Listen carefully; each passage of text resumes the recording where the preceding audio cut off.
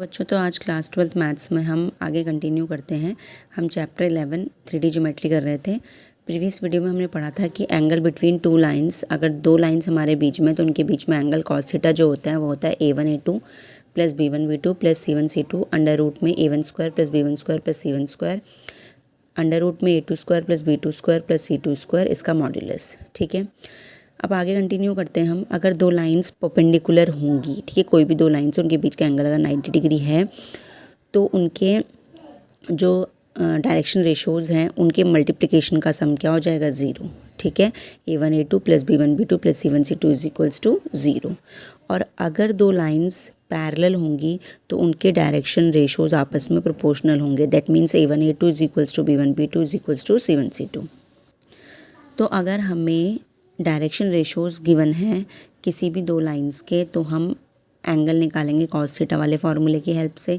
लेकिन अगर हमें दो लाइंस की इक्वेशन गिवन है, पहली लाइन की इक्वेशन है a1 प्लस लैम्डा b1, दूसरी लाइन की इक्वेशन है a2 प्लस म्यू b2, तो हम दूसरा फार्मूला लगाएंगे cos theta is equals to b1 b2 का डॉट प्रोडक्ट और अपॉन में b1 और b2 का मॉड्यूलस से डिवाइड कर देंगे। ठीक है, तो इस तरीके से हम निकालेंगे angle between two lines when their equations are given.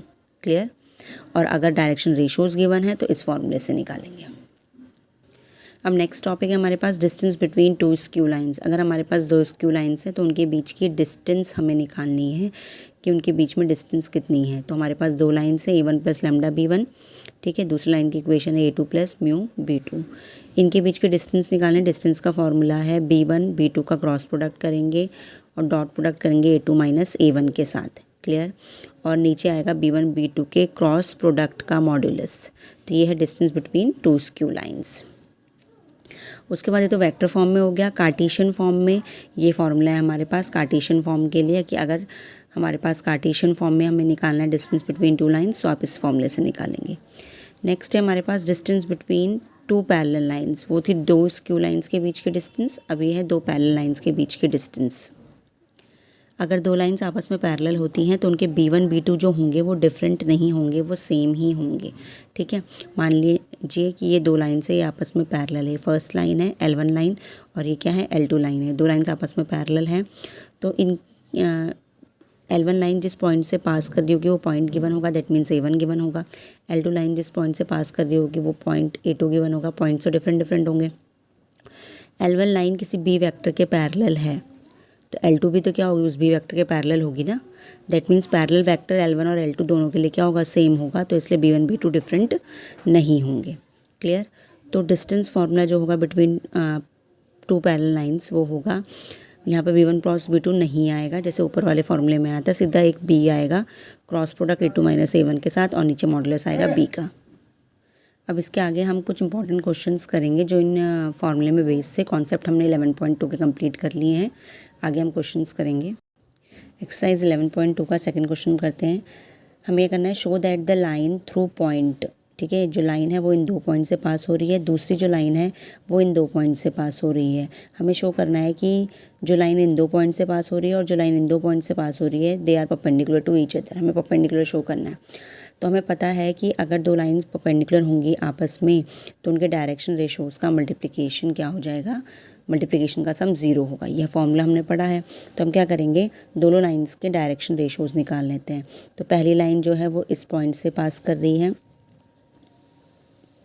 तो डायरेक्शन रेशो निकालने का, if we have two points, हमारे पास अगर दो पॉइंट्स हैं तो डायरेक्शन रेशो निकालने का फॉर्मूला क्या होता है, x2 minus x1, y2 minus y1 and z2 minus z1। तो 3 minus 1, 4 minus minus 1 and minus 2 minus 2। ठीक है, तो यहाँ पर से क्या आ जाएगा, 2 आ जाएगा और ये हो जाएगा 4 plus 1 5 and this is minus 4। तो ये डायरेक्शन रेशोज़ हो गए फर्स्ट लाइन के। क्लियर? ये फर्स्ट लाइन के हो गए। ऐसे ही हम डायरेक्शन रेशोज़ निकालेंगे दूसरी लाइन के जिसके दो पॉइंट्स हमारे पास दिए हैं ये। तो डायरेक्शन रेशो निकालेंगे 3 minus 0, 5 minus 3 and 6 minus 2।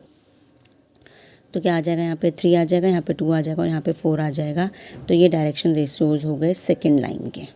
Clear?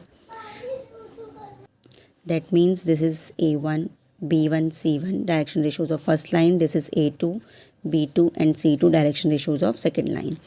अब अगर A1 A2 plus B1 B2 plus C1 C2 इसको चेक करना है, अगर ज़ीरो आ गया that means the two lines are perpendicular, और अगर नहीं आता है that means two lines are not perpendicular.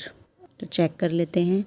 A1 A2 मतलब 2 into 3, B1 B2 5 into 2 and -4 into 4।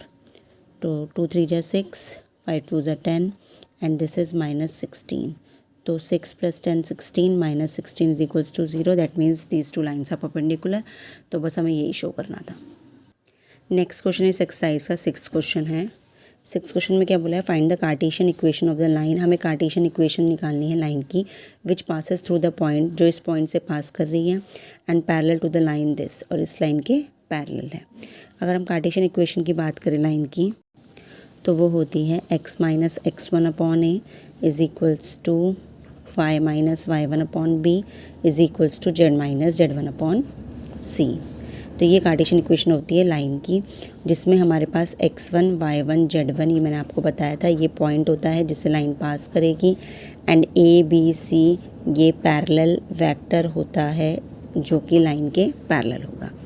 तो हमें पॉइंट तो गिवन है -2 4 -5, that means x1 is equals to -2 है, y1 इज इक्वल्स टू 4 है, and z1 is equals to -5 है। हमें ABC निकालना है। तो ABC दैट मीन्स हम इसके अकॉर्डिंग ही निकालेंगे जो हमें गिवन है। तो ये तो यूज़ हो गया, इसको हम इसके अकॉर्डिंग निकालेंगे। तो क्वेश्चन में क्या बोला है कि जिस लाइन के हमें कार्टेशियन इक्वेशन निकालनी है वो लाइन इस पॉइंट से पास करे और इसके पैरेलल है। ठीक है, अब ये क्या है, इक्वेशन ऑफ लाइन ही तो है।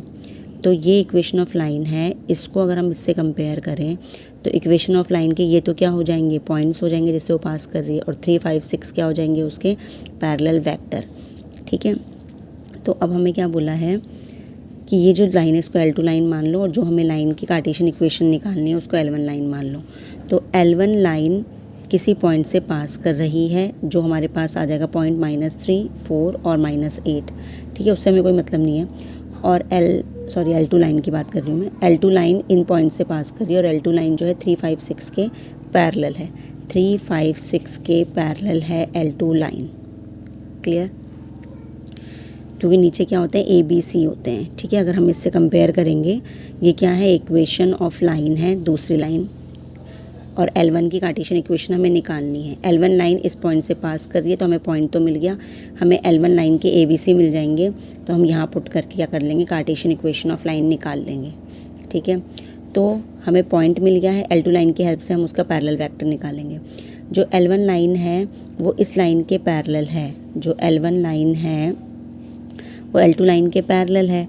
तो मतलब क्या हो गया कि L2 लाइन का जो पैरेलल वेक्टर है वही L1 लाइन का भी क्या होगा, पैरेलल वेक्टर होगा। क्लियर, दैट मीन्स A की वैल्यू हो जाएगी 3 और B की वैल्यू हो जाएगी 5 और C की वैल्यू हो जाएगी 6। ठीक है, तो अब हम इस फॉर्मूले में पुट करेंगे x माइनस x1 की जगह -2 रखेंगे आप, A की जगह 3, y माइनस y1 की जगह 4 और b की जगह 5, z माइनस z1 की जगह -5 और c की जगह 6। तो ये आ जाएगा x + 2/3 और y - 4/5 and z + 5/6। This is the Cartesian equation of line which is passing through this point and parallel to this line. Clear, I hope आपको समझ में आ गया होगा। वीडियो पसंद आए तो वीडियो को लाइक ज़रूर करें और चैनल को सब्सक्राइब करें इस तरीके की वीडियो को देखने के लिए, और वीडियो को ज़्यादा से ज़्यादा हो सके तो शेयर करें। Thank you.